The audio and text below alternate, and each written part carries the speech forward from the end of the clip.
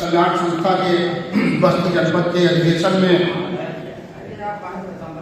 आप लोगों ने जो आमंत्रित करके समय दिया, इसके लिए आप सभी लोगों को मैं धन्यवाद देता हूं और आप लोगों का स्वागत करता हूं कि आज आप लोगों के समक्ष उपस्थित होने का मौका मिला।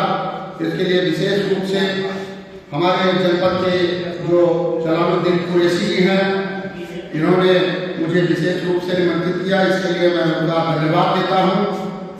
और हमारे मंत्री महोदय भी जो आपके चौधरी साहब हैं, इनका भी मैं स्वागत करता हूं, वरिष्ठ उपाध्यक्ष और यहाँ उपस्थित सभी सदस्यों का।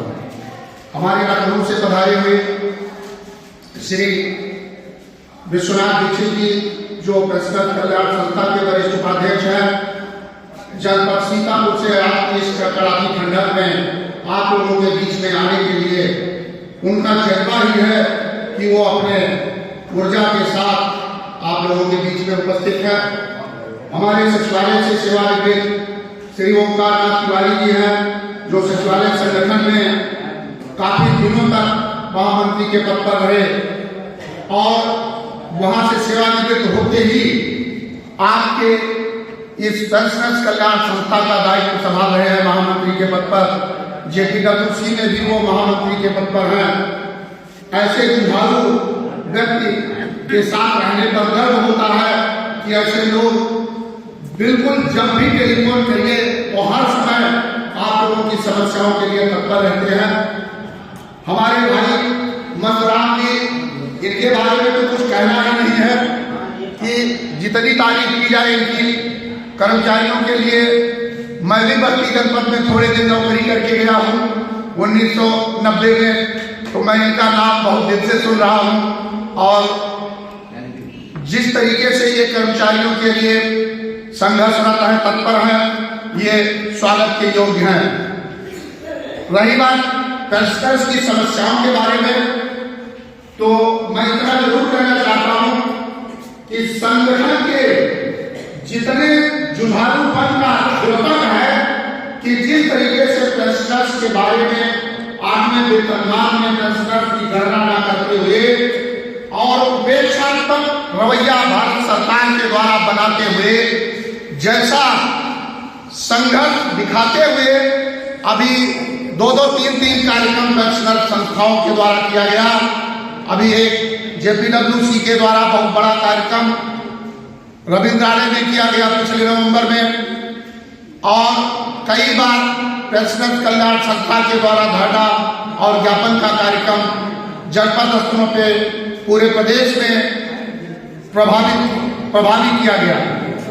तो मेन चीज ये है कि जो पेंशनर्स की गणना सरकार उपेक्षित करके करती है, हमको आपको अपने संगठन के बल पर, अपनी एकता के बल पर ये दिखाना है कि हम सब एक हैं और सरकार केवल मत के लिए लोगों के पीछे भाग रही है। तो हम लोगों की भी कम संख्या नहीं है और हम लोगों को जो सरकार उपेक्षित करेगी, हम भी अगर उसकी उपेक्षा मत के द्वारा करेंगे तो वो दोबारा आने का प्रयास नहीं कर पाएगी।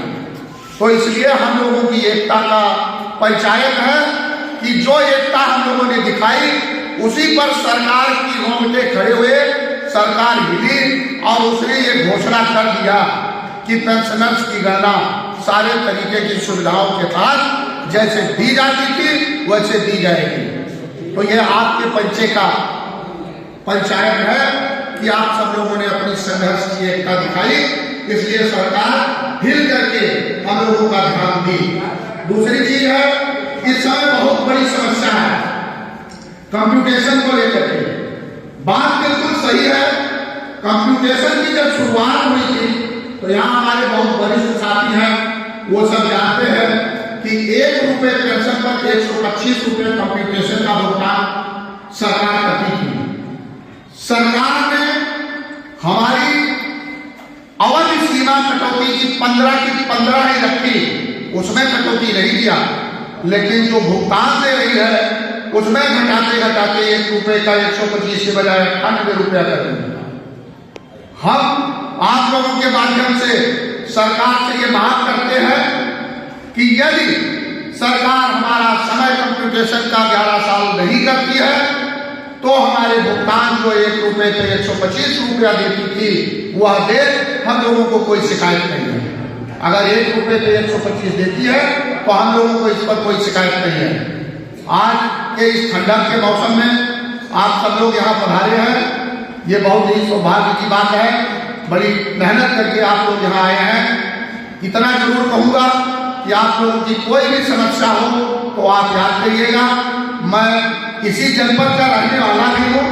भले लखनऊ में नौकरी करके सेवानिवृत्त हुआ तो लखनऊ से आपकी संस्था में पदाधिकारी हुआ, लेकिन आप लोगों की कोई भी समस्या हो आप हमको भी बेझिझक बताइएगा।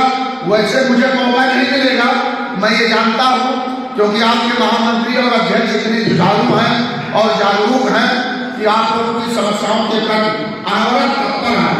तो ये काबिल तारीफ कार्य कर रहे हैं। मैं ज़्यादा समय न लेते हुए अपनी वाणी को विराम दे रहा हूँ और एक बार आप लोगों से निवेदन करता हूँ कि पेंशनर्स एकता